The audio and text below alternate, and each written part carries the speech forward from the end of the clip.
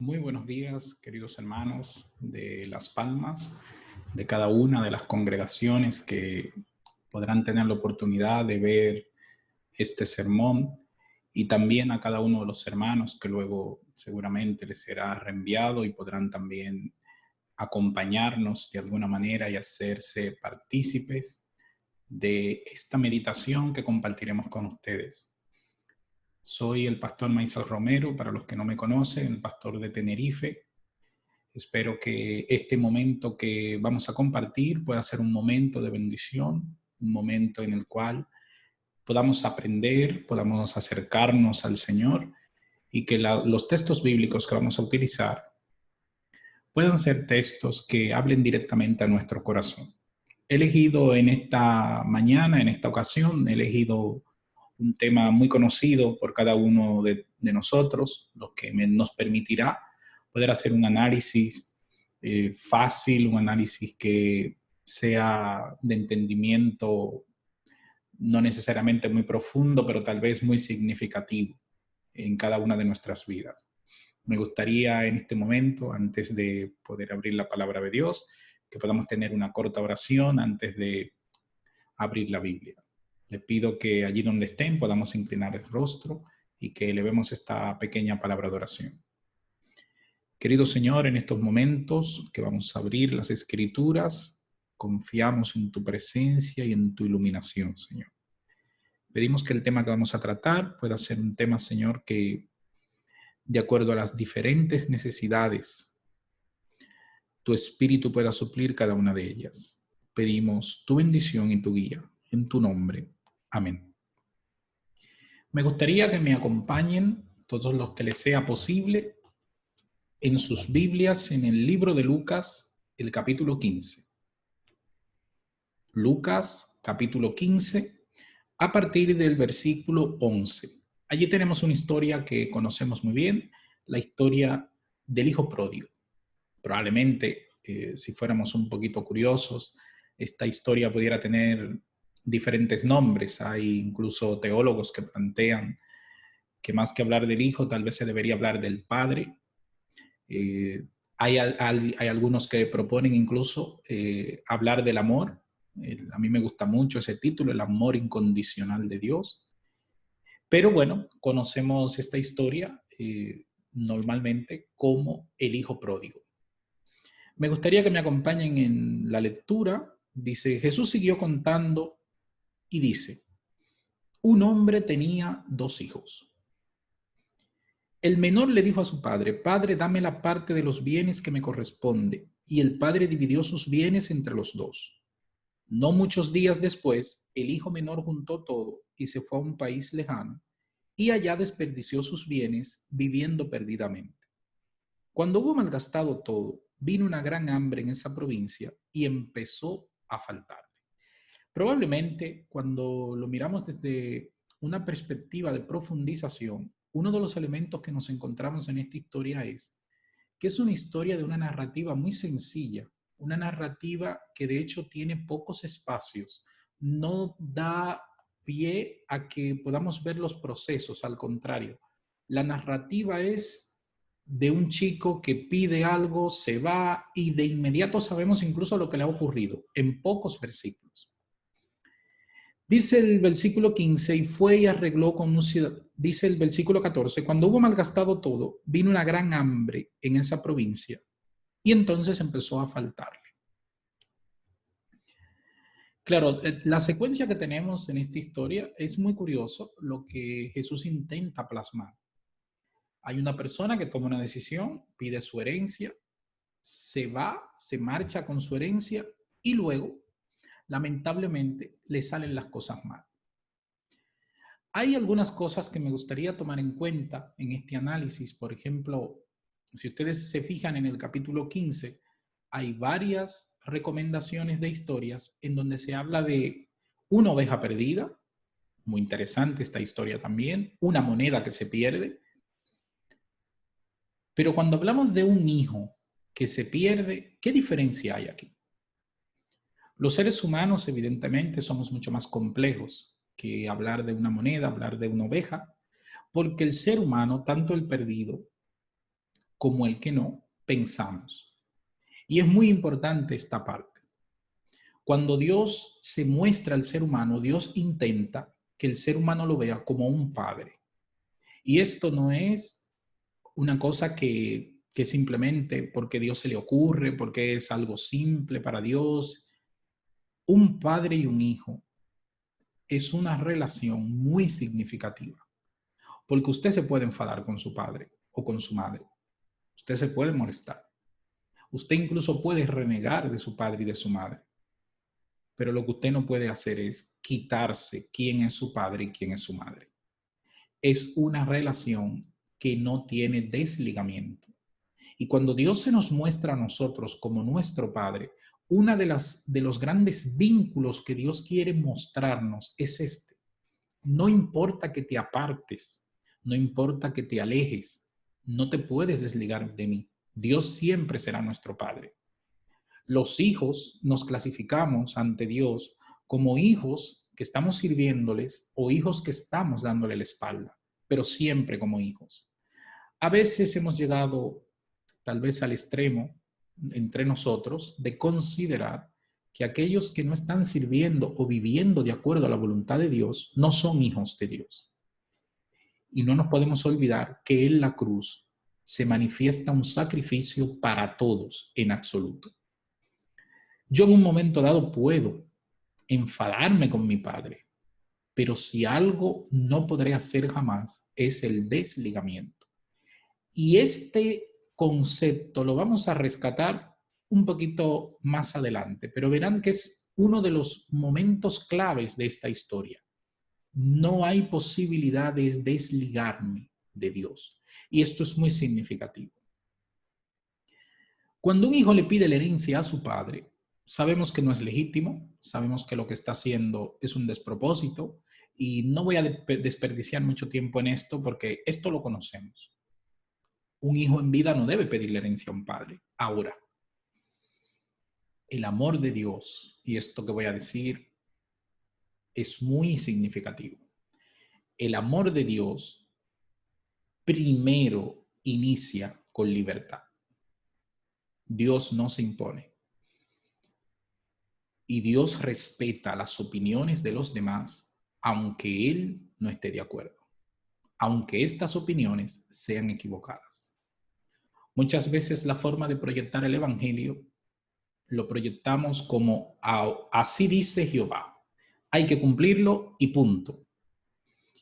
Sin embargo, en esta historia vemos que un hijo, que en este caso el padre es Dios, manifiesta algo que está fuera de sí. Pero Dios aún eso lo respeta en aras de la libertad, no en aras de la corrección o en aras de lo que está justo o injusto.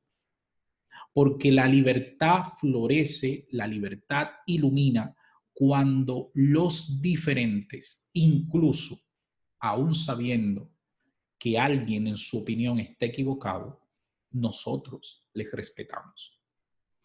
Este hijo toma su herencia, Jesús lo dice claro, el padre se la entrega.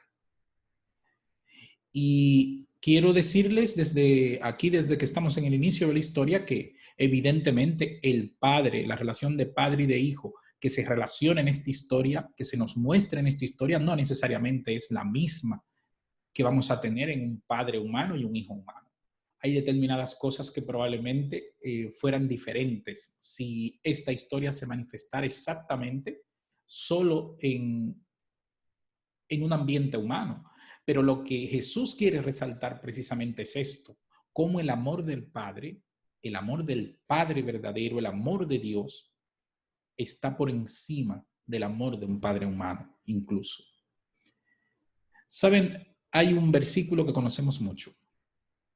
En Primera de Tesalonicenses 5:21 dice, escudriñalo todo y retén lo bueno. Hay una versión un tanto, podríamos decir, más actualizada que dice, escudriña todo y decide lo mejor. Probablemente nuestra generación le ha dado un pequeño cambio a este tipo de mensajes.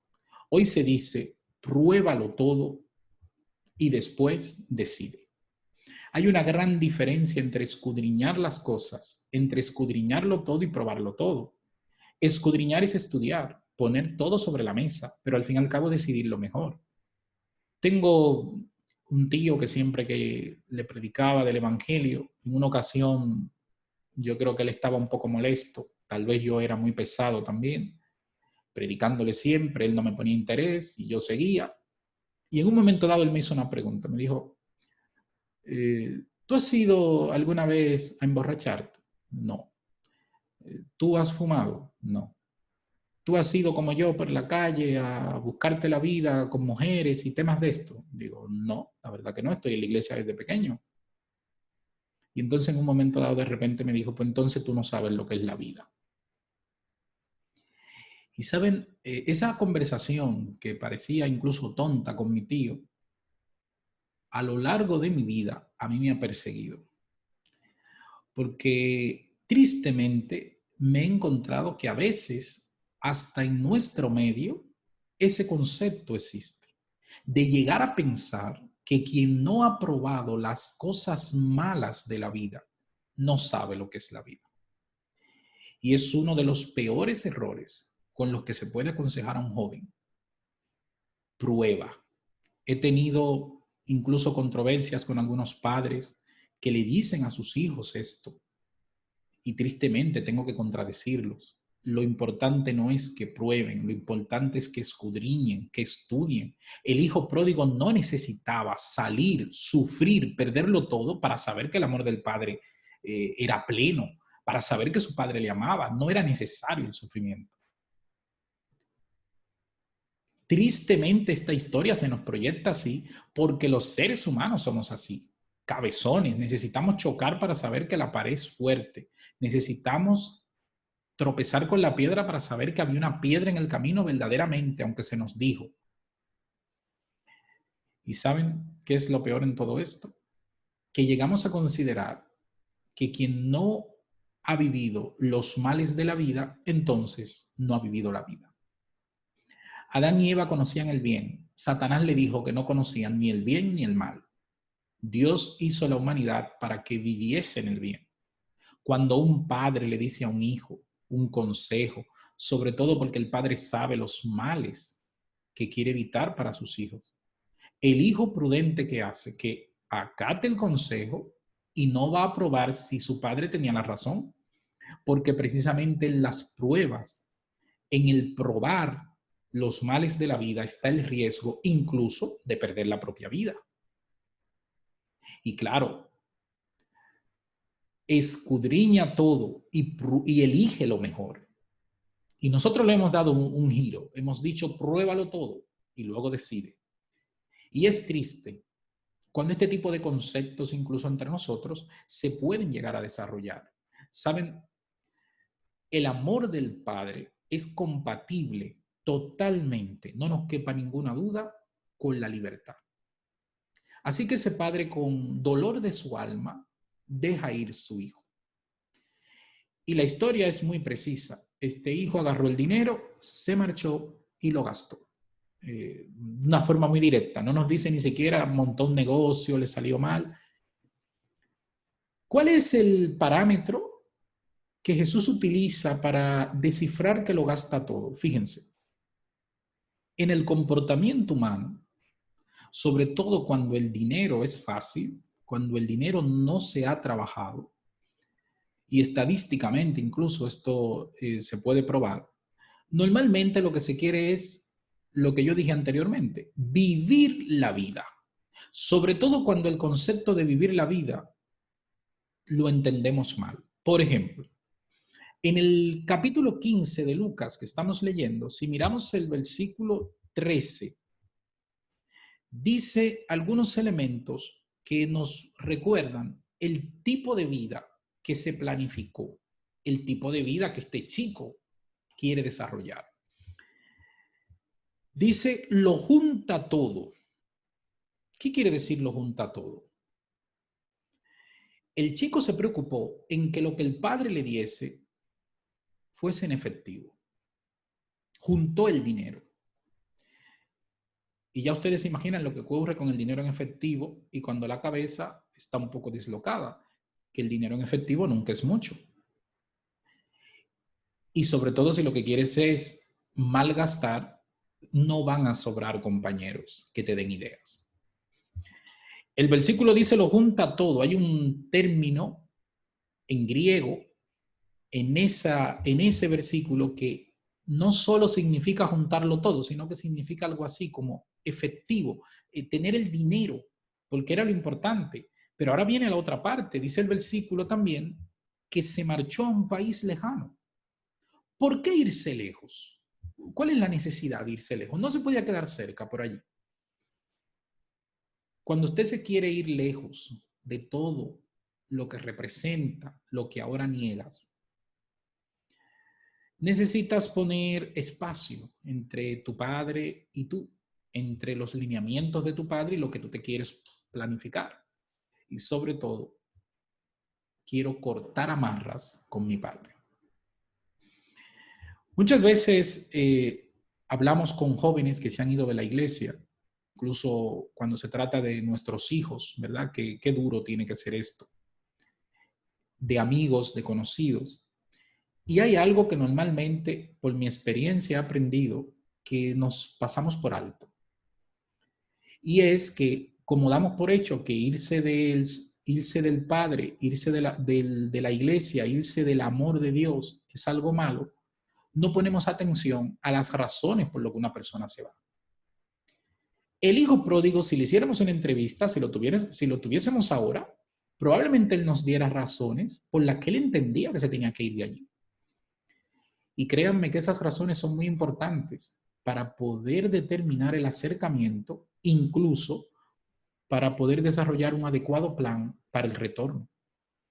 Si usted está pasando por una experiencia parecida, en donde su hijo, un amigo, algún conocido, se ha apartado del evangelio y usted tiene contacto cercano con él, con ella, más de hablar de razones por las que debe volver, cambie un poco el panorama y pregunte por qué se fue.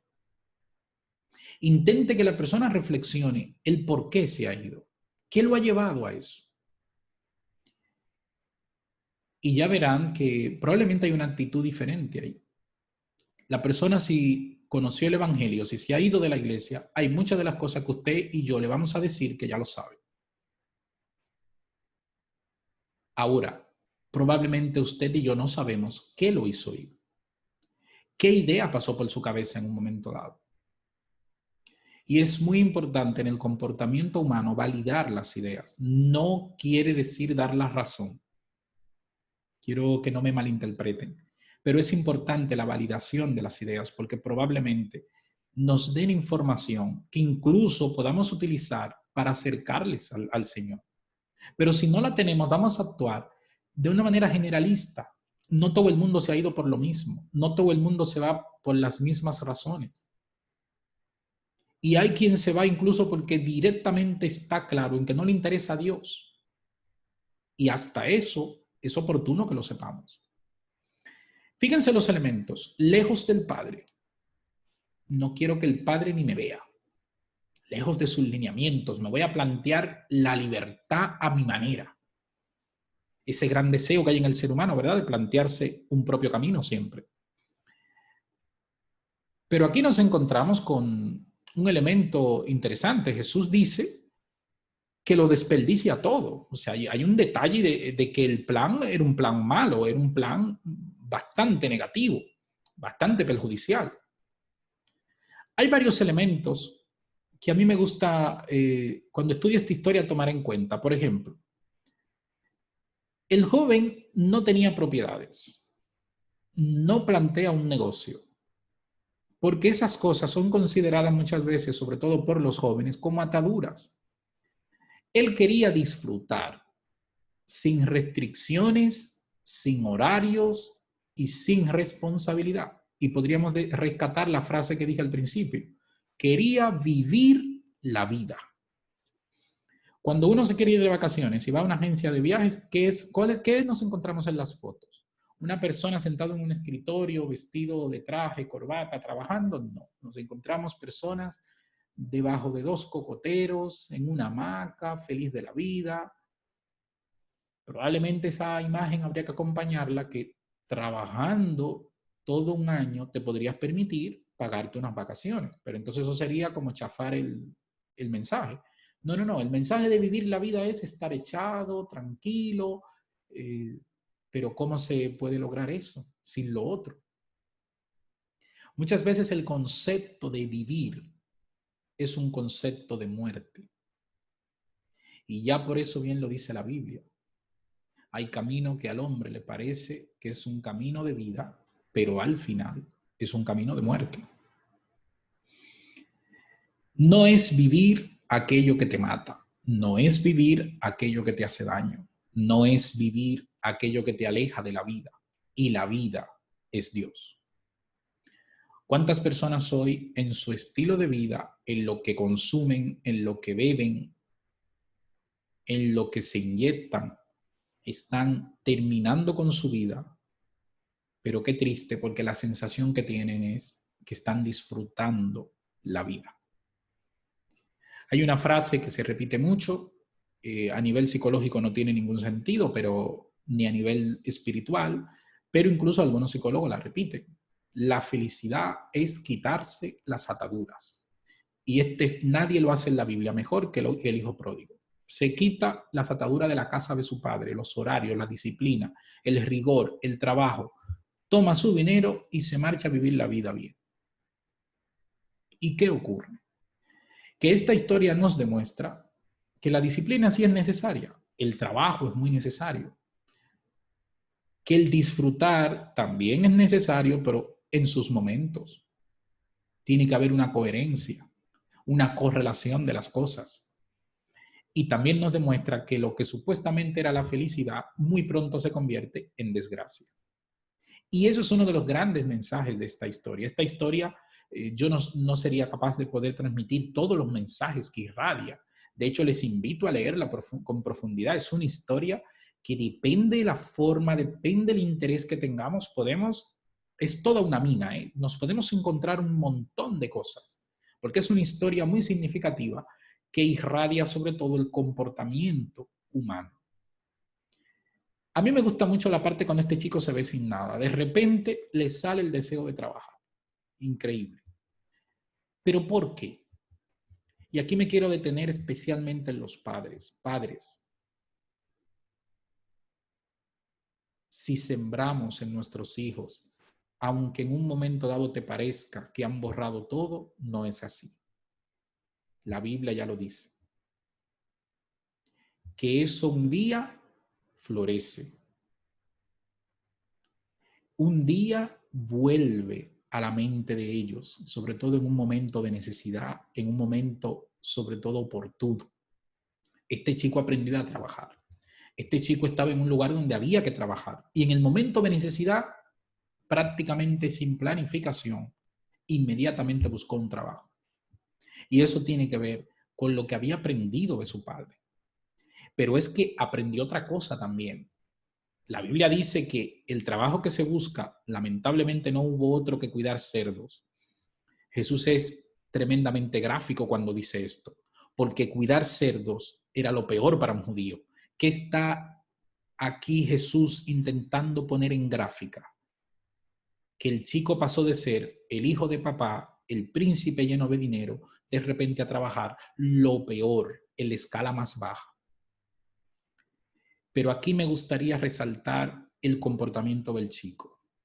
El chico no se tira a morir. Intenta envalentonarse, trabajar, esforzarse. ¿De dónde le viene eso, hermanos? ¿De dónde? Esas son las cosas que aprendió con su padre. En el momento de necesidad está poniendo en práctica aquello que aprendió en la casa de su padre. Aunque en el momento de la fiesta y el dinero estaba haciendo todo lo que se le ocurría, ahora estaba poniendo en práctica lo que aprendió. Fíjense, buscándose un trabajo y aún le dicen vas a cuidar cerdos, no lo deja. Porque esa es la clave del trabajo. No es que sea un trabajo malo para un judío, es que él no lo deja. Hubiese sido otra persona y lo dejaba. Él lo toma porque entiende que el trabajo era lo que le iba a dignificar aquí. Y ahora comienza a hacer algo muy interesante, que solo lo aporta Dios. El pensamiento racional, una de las grandes bendiciones del ser humano, aportado por Dios en nosotros, lo que nos hace totalmente distintos.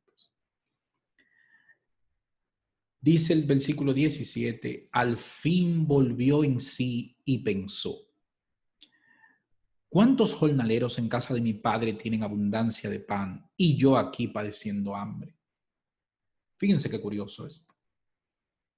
Y probablemente es una de las partes sensibles de esta historia. Yo como pastor, esta historia tengo muchos sermones de este capítulo, pero hasta que no estudié terapia familiar y algo de psicología, no me di cuenta de la sensibilidad que tiene la parte del versículo 17 y 18. Porque él dice allí que él vuelve en sí. Y esto es muy significativo porque ¿qué ocurre? ¿Por qué él se marcha? Hay unas razones por lo que se marcha y hay unas razones por las que hace lo que hace. Pero nos dice la Biblia que ese no era él, que él no estaba pensando adecuadamente. Y dice, cuando vuelve en sí, y saben, para usted volver en sí, para yo volver en sí, es una parte muy sensible porque tiene que ocurrir por ti mismo o por mí mismo. Aquí es donde se pone en práctica lo sembrado, lo adquirido. Ya papá no puede hacer nada por mí. Aquí tengo yo que tomar mis propias decisiones. Y es una de las grandezas de esta historia. En libertad, él vuelve en sí y piensa y dice, pero vamos a ver, criticaba yo la escala de valores de mi padre, pero fíjate tú que hasta un jornalero, que era la escala más baja de los trabajadores, estaba mejor en la casa de mi padre que lo que estoy yo ahora. Entonces hay algo que falla. Yo estaba criticando lo que mi padre hacía y no me estaba dando cuenta que donde esta gente está con mi padre está mejor que yo. Y entonces hace sus propias reflexiones. ¿Por qué es tan importante las reflexiones propias? Porque padre, madre, hermano, hermana, usted y yo no podemos transferir la fe. Usted y yo la podemos motivar. Mi hijo no va a ser lo que yo soy. Mi hijo va a ser lo que él es como persona delante de Dios y se ayudará de lo que yo he podido transmitirle, sobre todo positivamente. Muchas veces en nuestro afán de convencer nos olvidamos de darle la libertad a las personas a que ellos tomen sus propias decisiones. Saben, como pastor uno comete muchos errores, sobre todo cuando uno es muy joven, cuando apenas ha comenzado y uno cree que puede arreglarlo todo. Y ya en esa parte hay muchas cosas que tal vez no he aprendido todavía, pero en esa parte he aprendido. Y en ocasiones cuando hay mucho afán, sobre todo para que yo aconseje a alguien, yo inicio preguntándole, ¿tú qué deseas? ¿Tú realmente quieres que yo te ayude? Y hay gente que me dice que no. No, su ayuda a mí no me importa para nada. Hay gente que me ha dicho así en mi cara. Y entonces yo le he dado la mano y le he dicho, pues yo no tengo nada que hacer aquí. Y entonces los padres, que son los que me envían a la fuerza, se enfadan. Y ahí yo los tranquilizo, le pongo la mano en el hombro y le digo, no, a ver, hoy él no le interesa que yo le ayude. Vamos a darle un tiempo. Cuando él comience a cavilar sus ideas, ya verán cómo llegará el momento cuando él llamará, él pedirá la ayuda. Y créanme, ahí tenemos que estar preparados, porque cuando la persona pide la ayuda es cuando tenemos que entrar con todo, porque es cuando realmente va a ser necesaria. Muchas veces nuestras intervenciones son abruptas, son intervenciones que nadie ha pedido, intervenciones que no lo pide la persona, lo piden sus allegados. Y entonces la persona se redobla en sus planteamientos y se radicaliza en su negativa hacia Dios, sobre todo porque no le hemos respetado su libertad. Dios respetó la libertad de este hijo que se marchó. Pero cuando este hijo hizo su propia reflexión, y miren lo que dice el versículo 18, no es solo que él se da cuenta de lo errado que está, porque créanme, mucha gente, y lo voy a decir más claro, cualquiera se puede dar cuenta de lo errado que está, pero no de tomar la decisión y volver, porque esto es otro proceso. Pero él dice, me levantaré, iré a mi padre y le voy a decir, mire padre, yo he pecado contra usted. Fíjese lo primero que él reconoce, yo me he equivocado. No me voy a ir donde mi papá, bueno, como mi padre me ama, me voy a aprovechar de eso y tal. No, no, no. Dice, padre, claro, más claro no lo podía decir. Me he equivocado, he pecado contra ti, oye, te he ofendido, te he faltado el respeto. De una manera que lo reconoce. Y dice, yo no soy digno de ser llamado tu hijo. A partir de aquí, trátame como uno de tus jornaleros. ¿Qué quiere decir eso?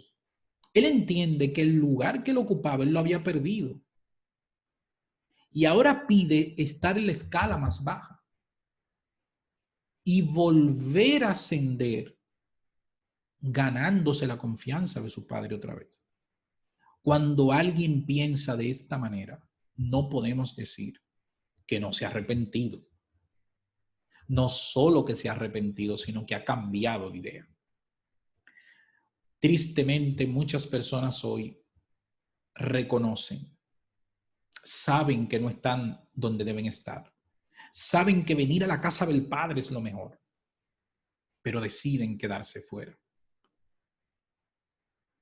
Y hay que seguir orando por ellos, hay que seguir trabajando por ellos, porque es una decisión personal y es una decisión valiente, es una decisión que el Espíritu Santo,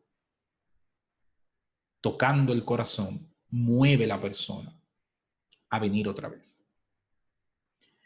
Me gusta mucho resaltar, cuando estudio esta historia, y lo voy a hacer en esta ocasión también,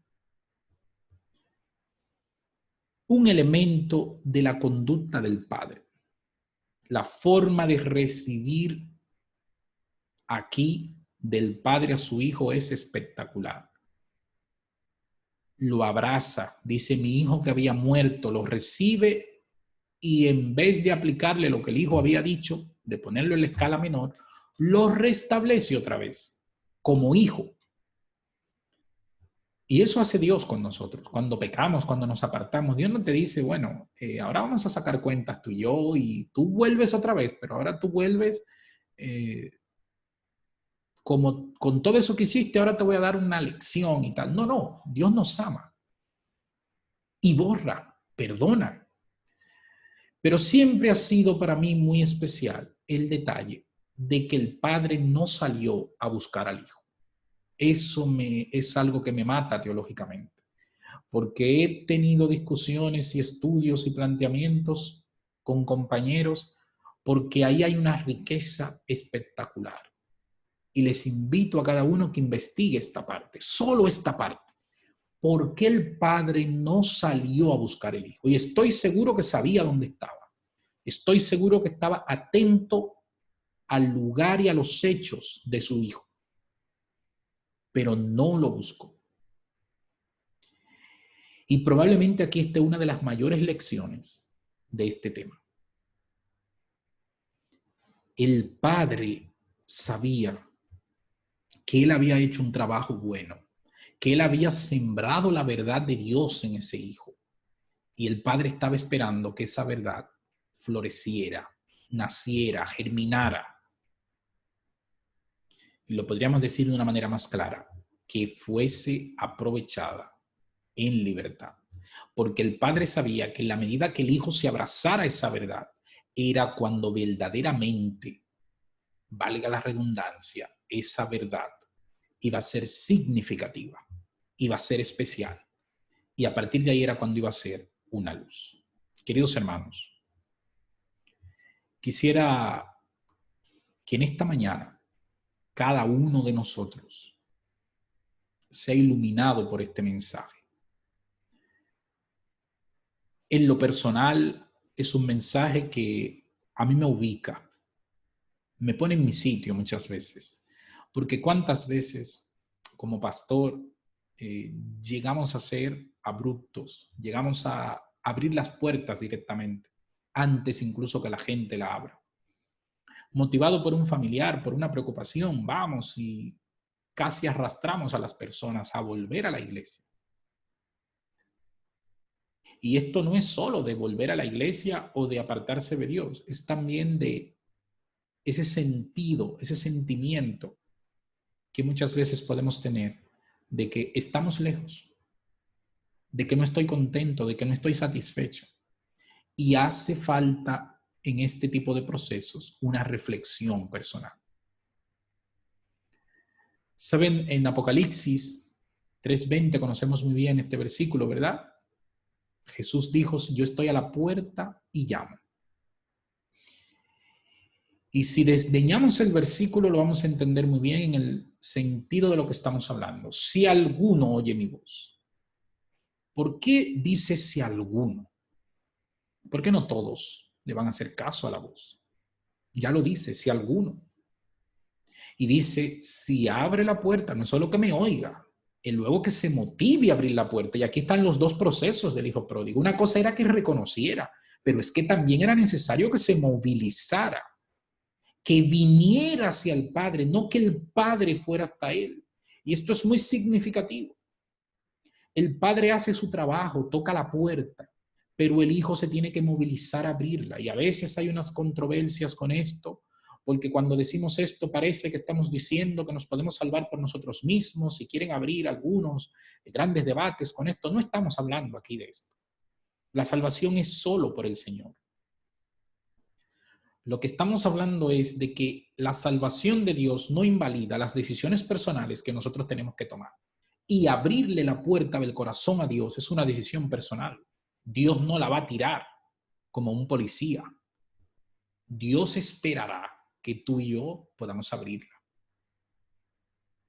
Y si Dios lo hace, también tenemos que hacerlo nosotros con las personas. ¿Cuántas veces por tirar la puerta abajo de personas que necesitan de Dios, en vez de lograr que reciban a Dios, hemos logrado que se radicalicen en sus posiciones de seguir de espaldas a Dios? Tengamos mucho cuidado con esto, hermanos. Tengamos mucho cuidado, sobre todo cuando tratamos con las personas que se han ido. En este momento, sobre todo cuando vivimos el confinamiento, algunos de nuestros hermanos que se han ido fueron prácticamente azotados con mensajes, mandándoles sermones, con tal, vuelve, si no vuelves ahora te podrías perder y tal. No es la manera, no es el método. Amistad, simpatía, pero sobre todo libertad. Mostrar nuestro amor por ellos. Pero recuerde, ellos tienen que tomar sus propias decisiones. En algún momento de nuestra vida tú y yo podemos ser el hijo pródigo. No olvidemos el Padre que tenemos. No olvidemos que aunque la casa del Padre tiene disciplina, tiene orden, tiene rigor, hay que trabajar, es el mejor lugar del mundo. Es el lugar de la salvación. Jesús quiso mostrar entre todas las cosas que quiso mostrar, sobre todo, que cuando se está lejos de la casa del Padre, tenemos más probabilidades a fracasar. Y aunque hayamos fracasado, la casa del Padre nos está esperando. No nos olvidemos de ese amor incondicional que Dios tiene dispuesto a mostrar, a abrir, a ofrecer a cada uno de nosotros. Que el Señor nos bendiga. Permite el Señor que podamos reflexionar cada uno de nosotros y que de acuerdo a nuestras necesidades, este mensaje pueda suplir cada una de ellas. Que el Señor te bendiga grandemente. Muchas bendiciones para cada uno de ustedes, queridos hermanos. Y espero y confío que podamos todos seguir en la casa del Padre. Y que cuando alguien se haya marchado, cuando alguien se haya ido, nosotros podamos ser un buen utensilio del Espíritu Santo para poderlo atraer, para poderlos motivar, pero nunca vulnerando las decisiones que tienen ellos que tomar. Que el Señor les bendiga a cada uno de ustedes.